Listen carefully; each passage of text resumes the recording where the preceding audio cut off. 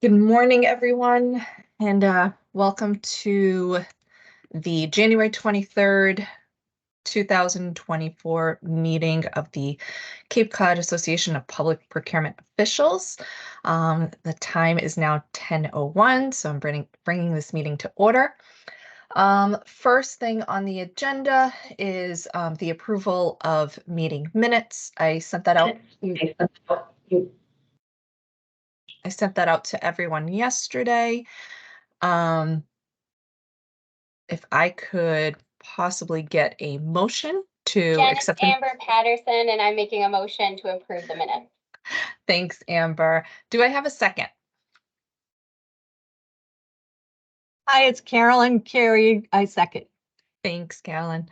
I'm going to try something new because you know me and when I get new toys. So we have the ability to do a poll now through Teams. So I'm going to have it be part of the record rather than, the previous method that we used to do it with, either put in the chat if you accept or if you don't.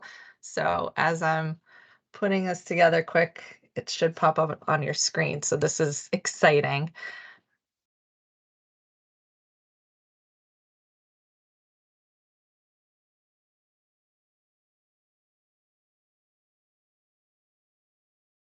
Yes.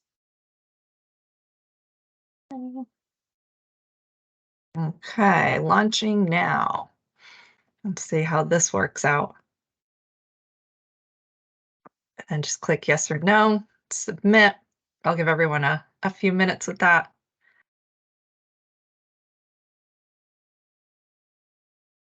10:03, I'll close it at 10:04.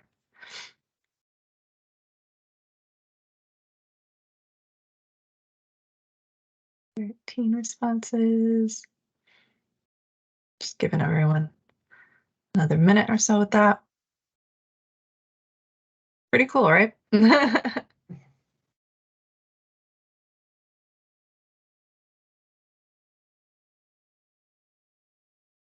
Just give everyone a little bit more time to get to their screens and approve the meeting minutes.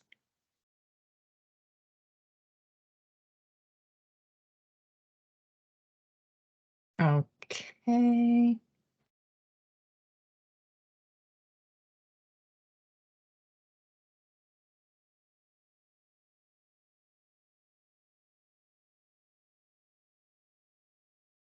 Okay, looks like 14 respondents, 100% yes. The motion carries, so the meeting minutes from November have been approved. Thanks, guys. And thanks for playing along too. So that was a nice little experiment because I'll be using the poll feature later on with the election. So that was kind of like a good practice. So I appreciate that. All right, so now to some of the fun stuff. So first we're going to have our MHEC update from Janet Garbedian, who is on the call. Janet, how you doing today? Well, I'm suffering from a wicked head cold, so. No, oh, it's that time of year. Oh no, I'm sorry. So I'm happy about that, yeah. Well, I went to the MMA conference last week, and I think that might have done me in, but. Yeah, sounds right. I don't have a heck of a lot to report because I feel like I just kind of gave an update recently, Sure. But I'll give you what I do have. We have gone through some restructuring here, so we've got a new board member from the city of Lawrence, Janelvi Martinez. So we've added more Muni people to our board that can have a say, and we have a board meeting on Friday. So I think Awesome. yeah. We also opened up a new membership status, which should be to help the design community have access to our contracts. So if you're using a designer or an OPM or an architect or some type of specifier, and you want them to have access to our contracts, they can now join for free, and they have access. That's a result of our relationship with the MSBA, where we do a lot of the furniture projects, and the designers were looking for everything else to supplement the furniture all the things that they're putting in the new buildings. So they're looking at kitchens and labs and stuff like that. So these design firms are joining us. They can't purchase, but they can at least get a budgetary figure from some of our contracts. Right. That makes sense. Yeah, and we can help them out with that. That's So awesome. if you are working with somebody, you can tell them, they can contact me or just go to the website and see if they want to join. There's a select, it's very simple. Great. So we are improving some contracts. Probably the biggest thing that our team is working on is our new MRO agreement, which will come out in the summer. And one of the nice parts about this is we're working with committed volume, and part of that is from UMass. And not that this is important to people in Massachusetts, but we're also working because we cover all of New England. We're working also with the University of Maine system and the University system of New Hampshire. And nice. so what's important about that is that they're including vendors in their communities that they would like invited to participate in our RFP process. And then, colleges, you guys don't work with the colleges, but we do have, several colleges, and they can't commit to anything really, but they can say, if you give us a better contract than what we're using, we'll likely use your contracts. So that's about what they can say, but that's attractive to vendors. So we're thinking that we're going to get some good feedback from the vendors that want to participate and that want to grow their business in Northern New England as well. So that's a big deal for us. The other thing is it gives a lead public agency in those states. Okay. Yeah. So what else? If anybody is interested, we're having our annual golf tournament on Friday, June 7th. We'd love to have you. There's registration on our website. That's actually a fun day. Not if it's raining. I've worked both rain and sun, and raining stinks. Yeah, of course. But I'm told it's a beautiful, what I've seen, I just worked the holes, but no, and it's a beautiful golf course, and we really like to have our members and our suppliers interact, and it's a fun day. There are 2 contracts that'll be coming out next month are educational, our athletics for phys ed, sports, weight and gym, those things that are, a lot of the schools are buying a lot of that stuff, and all of the equipment that would come out with athletics. And playgrounds and recreation is also has been newly bid and will be awarded.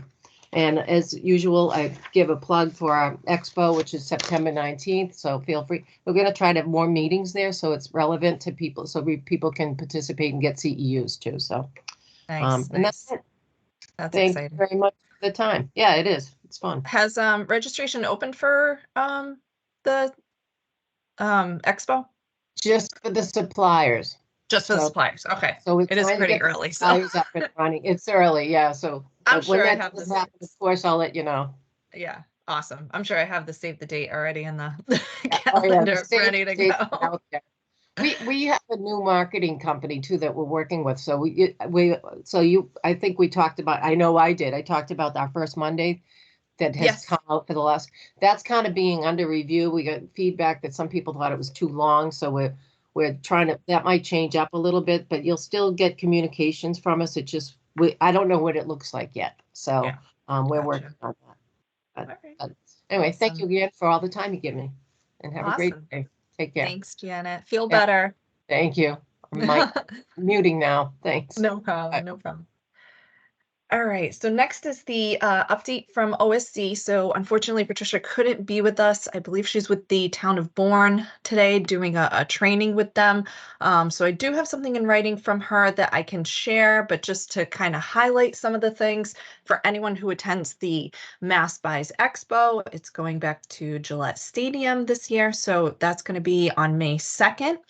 And also, she has the MMA annual meeting, which that already occurred, so I'll kind of skip over that. There is also some information on Procurated. So if you've ever heard of Procurated, it's essentially kind of like Google reviews, but for procurement professionals, where you can go and check out a supplier and see, various different reviews. I've used it for a couple of them so far, so I've found it useful.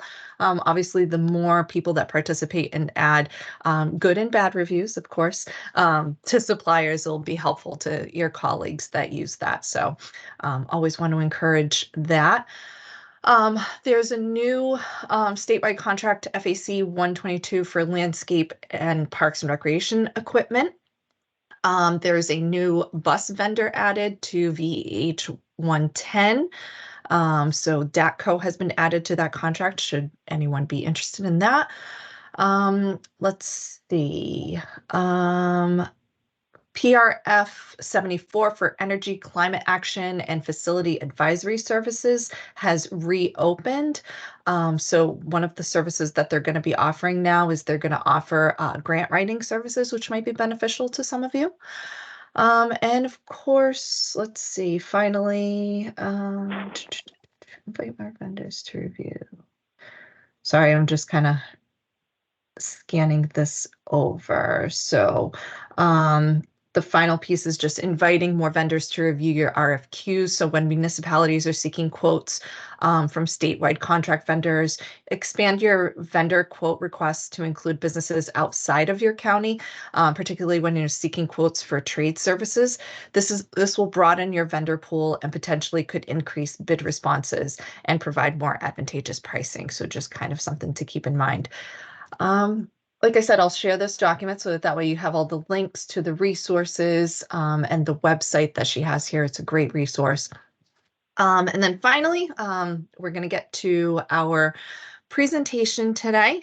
And then followed by the presentation, we'll have the election for our CCAPPO officers and then the county bid update. So first is going to be our presentation. Hi, Ashley. How are you? So Good. Ashley Liedemann, did I pronounce that correct? Yeah. Lindemann, yeah. From the Office of the Attorney General is here, as well as Alyssa Tasha. How are you?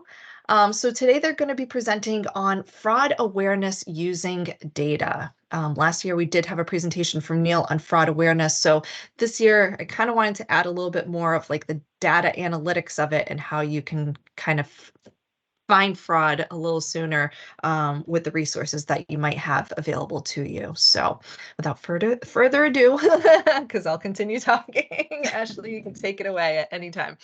Great. Let me share my screen. Thanks for having us, Jen. We're excited to be here. So I'm Ashley. I'm a senior data analyst for the Inspector General's office. And like she said, I'm joined by my boss, Alyssa Tasha. She's the director of the data division. We work closely with Neil Cohen and his regulatory and compliance division. I know he's presented to you all in the past. So I've been with the OIG for about a year now, and I've been working in government oversight for over 8 years. And I will just caution you all and just say that I by no means am a expert in procurement. I have only stood on the other side of you all, and my experience really stems from doing analytics and audits related to procurement practices.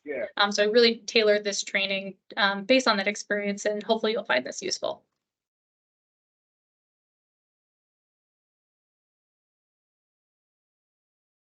So here are our objectives for today. We're going to first talk about procurement fraud schemes. We're going to identify some data sources that you all might have access to and show how using those data sources can uncover potential procurement fraud. And then we'll actually illustrate 2 data analytics techniques to try to identify trends and uncover some systemic issues that you may all see related to procurement fraud. So what is data? I'm sure many of you probably think of numbers in a spreadsheet when you think of data, but the definition is actually really broad. It can be many different formats. So think about prices or temperatures or names or dates, for example. I included some examples here. So every year there are these really interesting articles that are published about the world's data usage. And you can see, for example, there have been 2 million Google searches every minute. There have also been 3 million photos taken on smartphones every minute. I'm sure when you think of data, you don't necessarily think of photos, but that is, considered data. And perhaps everyone's more favorite statistic is that a Taylor Swift song is streamed over 69,000 times every minute. So whether it's, a click, a stream, a search, all that information is considered data. And I included some other fun statistics here. So studies have shown that we as humans produce around 2.5 quintillion bytes worth of data each day. And I know that's kind of hard for the mind to process, so I was trying to figure out what's kind of equivalent to that. If you know those, if you know those large hard drives, those 1 terabyte large hard drives, it's about equivalent to 2.5 million of those. And that's every single day, again, that we're generating this amount of data. So here are some procurement-related data sources that you all could utilize for your data analytics projects. Some of them might be obvious, some of them you might not necessarily think of, or it might not come to mind right away. But so bidder contact information. You're going to have the bidders, the vendor's address, their telephone number, might have their email address. If the bid was submitted electronically, you might also have the IP address. You might know a vendor's subcontractors or actually have their subcontracts. Could have line item prices, the independent cost estimate, or maybe if you don't have that, you might have some historical data about the cost of a similar project.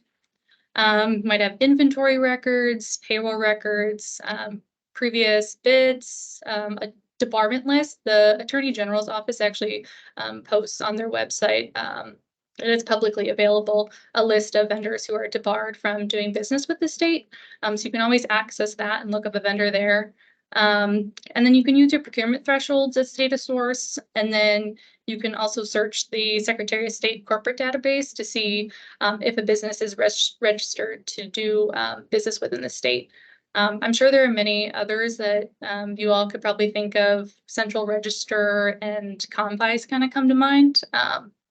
But essentially, you can use all these different data sources to derive some actionable insights and conduct some data analytics. All right, so now that we know what data is, let's talk about data in the context of analytics. So data is your evidence, right? And analytics is going to be the process of examining and interpreting and making some type of conclusions from that evidence to gain a better understanding of a situation, or again, maybe it's to uncover fraud or meaningful patterns within the data. And there are many different tools and techniques and methodologies that can be used. If you're summarizing your data and putting together some general statistics and visuals in Microsoft Excel, for example, that's technically what we would consider descriptive analytics. It can also be a little bit more sophisticated than that, and we can look into things that are more diagnostic or preventative from an analytics standpoint. So here are some different data analytical techniques that you can use in your work, and again, using those data sources. So if you're familiar with Excel, you probably have heard of or know about applying filters and sorting data. You can do that and look for things like round dollar amounts. You could look at payments above or just below a certain threshold. You can also do some joining and conditional formatting to identify duplicate invoices. You could look at vendors with the same address, same phone number, and even the same bank account number. And then Benford's Law, we're actually going to get into in a couple minutes here, so I'm going to save that. But two other more sophisticated techniques are outlier analysis. If you haven't heard of it, it's exactly how it sounds. You're finding the odd one out from a group. You're looking for a data point that's unusual or unexpected. And then network analysis. So this is analyzing interactions or relationships. And for this case, you would analyze the relationships among vendors. So those are some techniques. But one common technique is what we consider this rules-based approach to data analysis. It's using fraud risk indicators, and you probably have heard the term red flags. You're going to use those in your data to identify some anomalies. So, for example, we have some different fraud schemes here. So a false invoice, for example, meaning that the goods or services weren't rendered. A red flag of that or a fraud indicator of that is that there was no purchase order.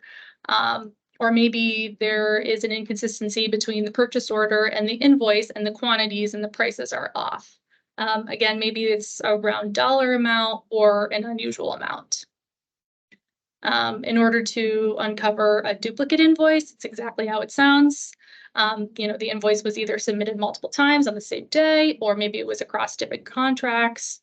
But you can identify that by looking for invoices with the same invoice number, the same amount, the same description. A fictitious vendor, you could look for a vendor who has no physical address, or maybe they don't have an online presence. In terms of bid rigging, so this scheme is more so collusion among different vendors, and you can identify this by looking at maybe the losing bidder was hired as a subcontractor. Maybe there was unusually high bids, and maybe the same group of vendors keep taking turns on who submits the winning bid. And then the final scheme here is conflict of interest. You can identify this by a continuous use of a vendor, or doing some data matching. Maybe the employee and the vendor have a same address, or same bank account number, for example.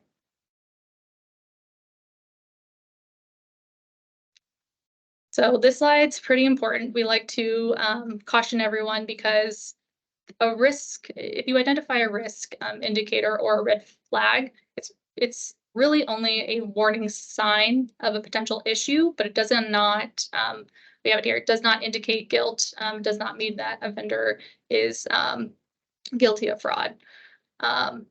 It's important to kind of use your critical thinking skills to help add context to your data. So, maybe it's a consultant who doesn't have who didn't need a physical location, and didn't want to provide his home address, so he just provided a PO box, for example. Or, after the pandemic, maybe a company, might not have a brick and mortar store anymore, so they're going to use a mailbox rental. So it's just really important to kind of avoid assumptions or conclusions, just based on finding one risk factor.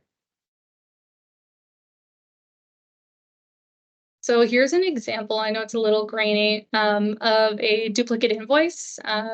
We have in an Excel spreadsheet, we have listed the contract numbers, the vendor name, the date, the invoice number, the total amount of the invoice, and then the item description. We're actually going to walk through how to identify duplicate invoices in Excel. But you can see here there are 5 separate instances highlight that show a duplicated invoice.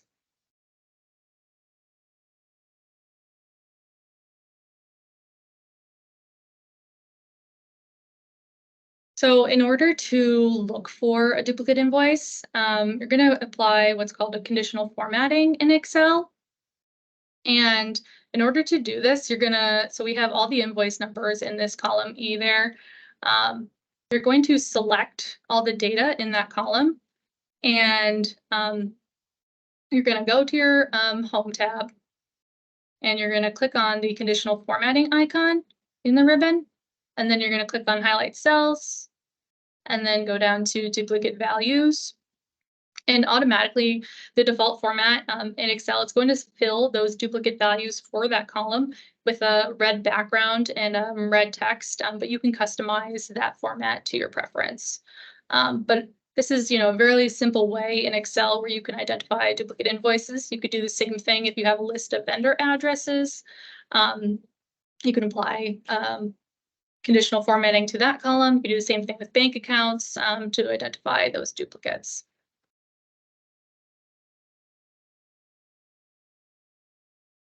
And then this one's a fun one. Benford's law is like a magic trick that numbers can play. And not to give you a history lesson, but so Frank Benford, he analyzed a bunch of different data sets. He had populations of American cities. He had baseball batting averages, river areas, utility bills, a bunch of different data sets. And he found that the first digit is more likely to be the number 1 than any other number. And what does this mean? It means that, we as humans are not good at creating and producing these random numbers, unfortunately. You can see the bar chart over there on your right. You see that smaller digits appear way more frequently than the higher digits, and it's like this nice downward curve. So some smart auditor, I think, along the way kind of took this concept and used this general principle and applied it as an analytical technique. And he kind of used that because due to the variety of the data sets that Benford had studied, you're going to expect to see other data sets follow this same distribution. And any kind of deviations from this pattern might be worth looking into. So, of course, there's going to be some limitations. It's going to work better with more data. And it's also going to require an appropriate date range. I'm sure you're all familiar, financial data, it's typically affected by seasonal trends. So you really want to make sure that you have a full cycle of seasons or sufficient historical data when you're applying Benford's law. And the data should be similar. Again, it's just a general principle. It's not a strict rule. It's not going to apply to every single data set. And it's also not proof of fabrication. So the city of Austin actually applied this concept. They looked at the first digit of an invoice amount to see if the vendors were potentially evading the authorization thresholds. And here's what they found. So I know this is also a little grainy. We can see on the y-axis there is the number of records. And then on the x-axis, you have that first digit of the invoice amount. And you can see this one vendor really stood out, and it's not following that normal curve. You see the digits 4 and 9 are appearing way more often, especially based on that Benford's law. And I believe it turns out that the authorization thresholds in Austin for purchases was for purchases greater than 50,000 and 100,000. So I think this vendor was splitting larger purchases into smaller invoices to avoid that authorization and the competitive thresholds. So this is just one, another way to put together a data visualization based on what you have to see if a vendor is doing something similar like this.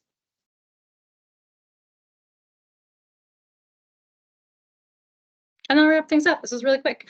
We really wanted to provide you guys just some quick and easy ways to be able to identify and use data analysis to identify procurement fraud. So data analysis alone is not going to detect fraud, like we said. It's used as this tool to identify anomalies and fraud risk. And I threw in one of my favorite quotes here.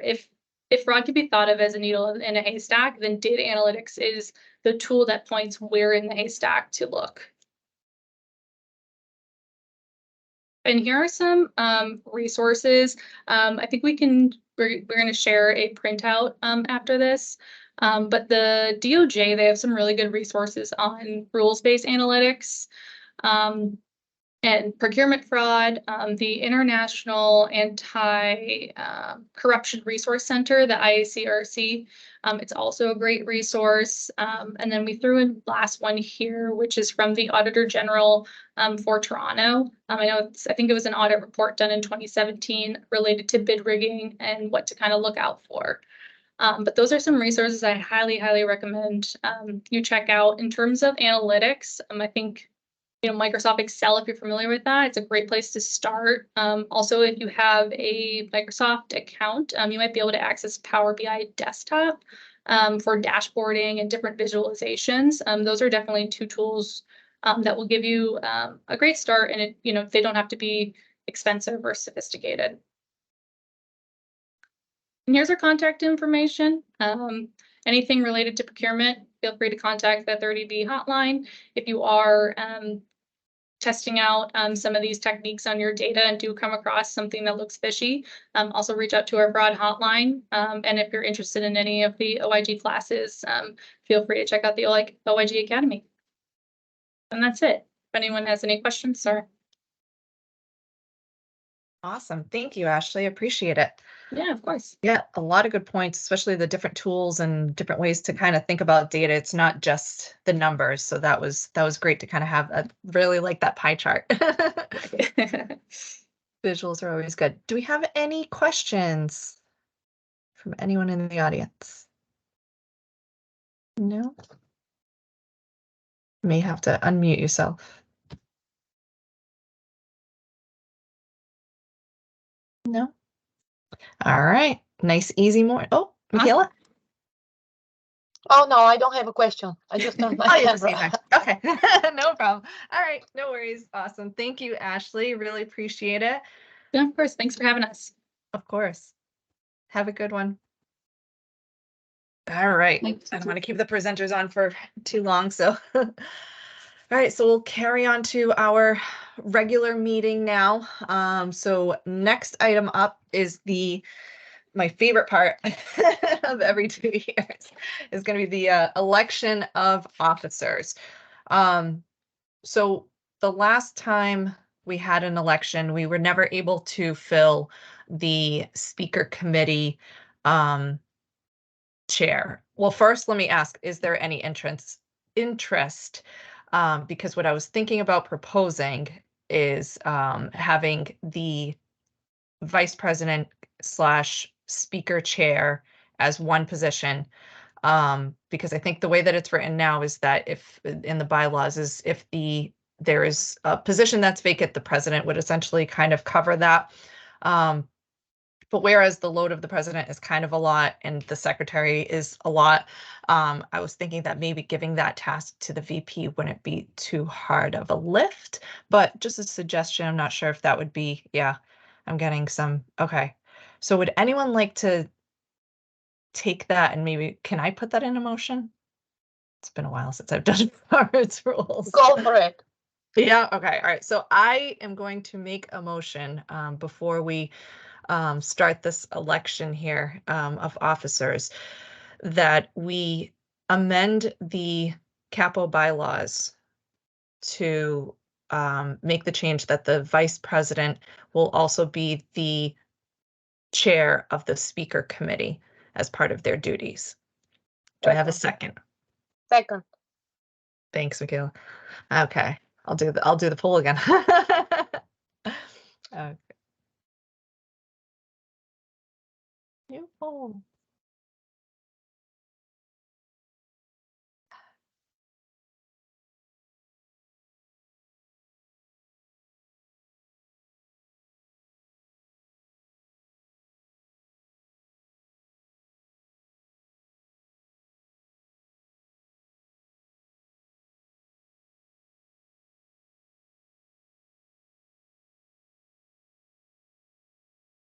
Okay. All right, launching the poll.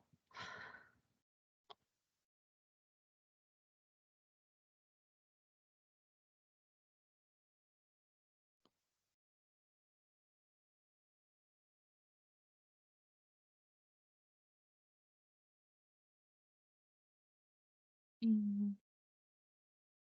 think I had about 16 responses last time, so oh, nice.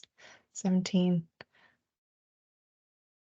All right, closing it in 5, 4, 3, 2, 1. All right, we had 17 responses and all of those voted in favor.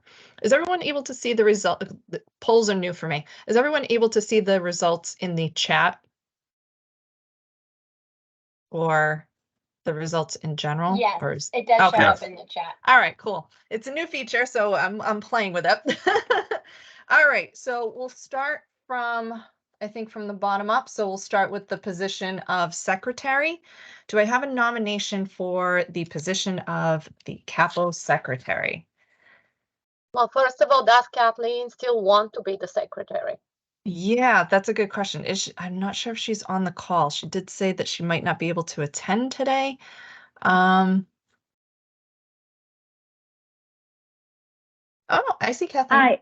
Hi. Hi. Yeah, I'm sorry, I'm having a little technical difficulty. No worries. Yeah, I am here. Yeah, I don't mind continuing with it. If Okay. anyone else wants the opportunity, I don't mind that either, but it's either way, it's fine. Okay. Do I have any other nominations for the position of secretary? Or is she running unopposed? All right, let's do this poll again. All right. Do we need to have a motion first? Yes, I'm sorry. I move to have Kathleen continue to be the secretary of CCAPPO. I will second that. Yeah, I Because she was thanks, awesome. Jen. I'm biased. She was awesome. Great work. See what happens when you do your job too well. Okay. Any further discussion? Is there anyone else that would like to throw their hat in? I'm just gonna put other in case there is. All right, let's launch that poll. This will just at least make it official and on record, so.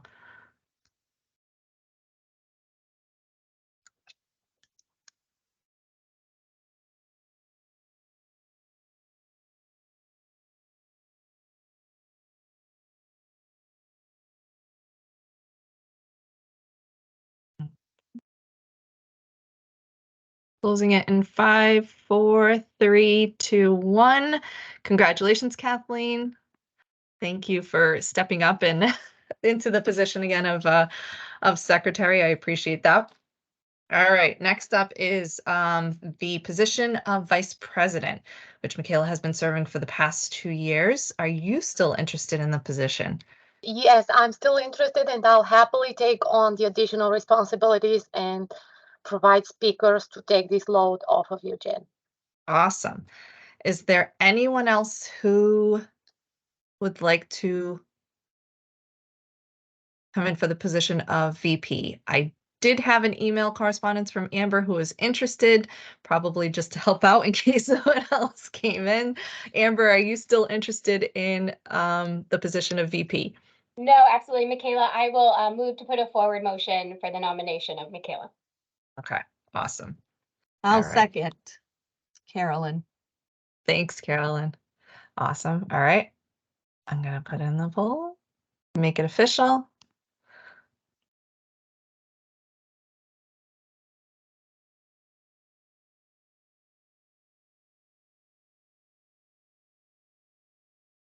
Should put vice president / speaker now.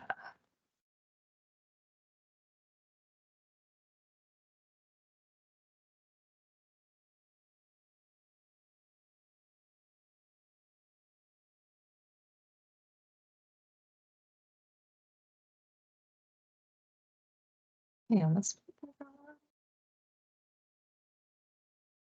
Okay. Kind of like this poll thing. All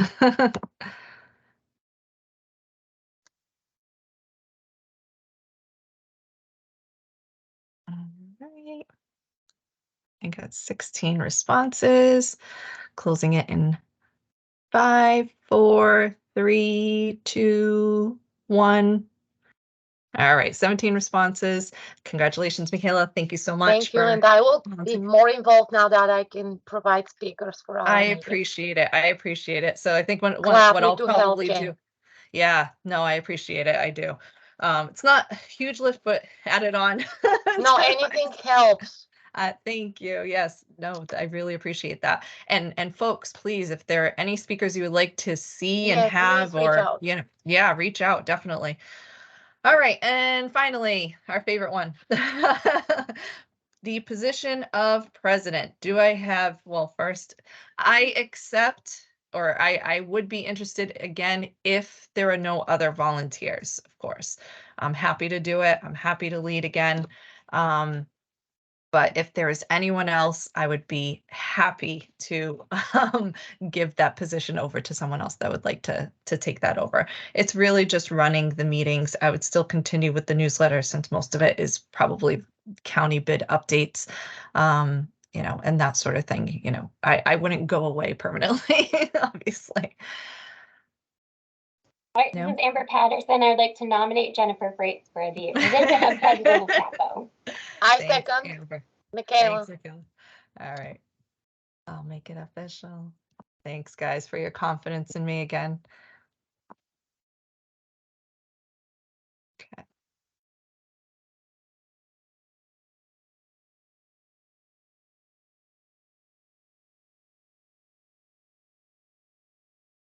All right.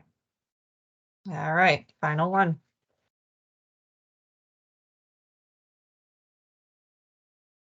I was tempted to hit other, but We will be lost without you, Jen. I know, it's okay. I do it because I love it. I do. All right. All right, closing it.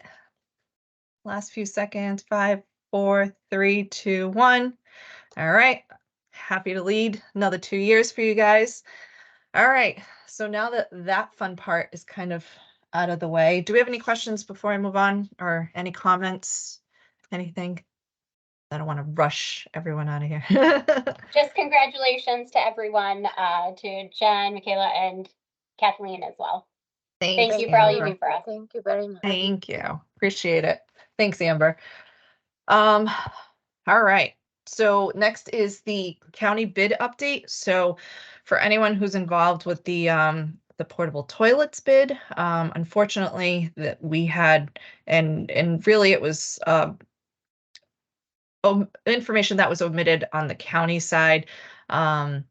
We had a little bit of a discrepancy between bids, and it wasn't really a apples to apples comparison. So for anyone who's familiar with the bid, we ask for unit pricing for the portable toilets. We ask for an overall price of the toilets, and in the or for the services, I should say, for the leasing and maintaining of portable toilets. And for anyone who's been familiar with this bid before, I just kind of followed what Elaine had previously, and it was all up to the vendors. It was all up to the vendors to kind of calculate that. So they would put in their unit price. They would, for ADA compliant unit, a regular unit, and then they had to figure out the math as far as like how many service days, were between an estimated time. So because of that, we found when we got the bids back, we had vendors that had higher unit pricing, but somehow had a lower overall price. So if we're awarding by lower overall, we would be awarding to that particular vendor, but somehow something just didn't seem to match up. So, not that I wanted to rebid it in any way, shape, or form, and much to the dismay of one particular vendor, I decided, and everyone on the bid agreed, that it would just be cleaner if we defined, right from the beginning of the bid, how many service dates there actually are.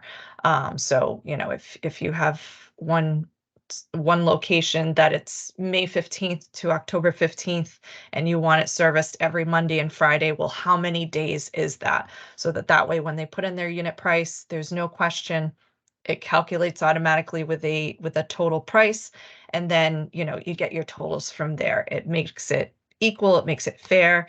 It was clear that vendors were either purposely or honestly, it's labor intensive trying, as I've figured out quickly, it's labor intensive trying to take a calendar and count how many Mondays and Fridays there are for each month during that time period. So it becomes a little labor intensive. So luckily the towns were in agreement, those participants, to rebid it and have all that information out there. And that way there's no question, there's no ambiguity whatsoever. So in case you get any disgruntled calls from one particular vendor. So the next one, now that that's going to be going out for a rebid, I am working on the golf course materials spreadsheets between today and tomorrow. Hopefully that will be completed and sent to our superintendent, since that opened about 2 weeks ago, and I just, because of everything else, haven't really had a chance to get to it. So it is another bid that is very manual as far as getting the pricing, the low pricing highlighted and the substitutes and everything, and then having to check that with the authorization letters to make sure that the low bidder is actually authorized to sell particular products. So that one's a little bit labor intensive as well. So I apologize that I haven't been able to get to that yet, but I will. And then finally, Is the, oh, not finally. So next is the road construction, public works, and road resurfacing bids, which opened up last week. I made those spreadsheets available so that everybody could take a look at them. I have not had a chance to even dive into it in any way, shape, or form. I owe Mass DOT their paperwork for the top 3 lowest bidders, so I do have to get that together. I'm hoping that once I complete the golf bid, I can move on to those and have those completed by the end of the week. So we don't have Mass DOT chasing us down. So that's that piece of it. And then we currently have out to bid the tradespersons. Looks like it's getting some good traction, so I'm excited about that and adding some more contractors to our county bid. And that is going to be closing on the 31st. So I may need some assistance or some volunteers for anyone that wants to call and check references. That would be great. I do have an online form. That's what I've been utilizing for feedback. So it would really just be getting kind of, if you want to call, we could certainly call and take notes and do it that way. But just in the essence of time, I've been sending out kind of like a feedback request for references and things like that. And it's been pretty successful in some of the bids that I've done. Sometimes people would rather just quickly fill out a survey on how their performance was with a contractor or a supplier. So just something to keep in mind, and I'll put that in the newsletter as well, so that way if anybody wants to help out with that I'd appreciate it. And that's it for the county bid update. And then once all those are completed, we'll, kind of talk about the spring bids in a bit. So any questions? No. All right. Moving on to other business. Do we have any other business, any other CCAPPO business that we would like to bring up? No. All right. Not, then I will entertain a motion to adjourn. So moved. Thank you. Do I have a second? Second. Thanks, Michaela. All right. I'll take a verbal, all those in favor. Aye. Aye. Thanks, everyone. Thank Officially you, closing Jen. the meeting Yeah. at I'll be in touch, Jen. 10:49. Yeah. Appreciate it. Thank you. Thank you all. Thank Aye. you. Bye.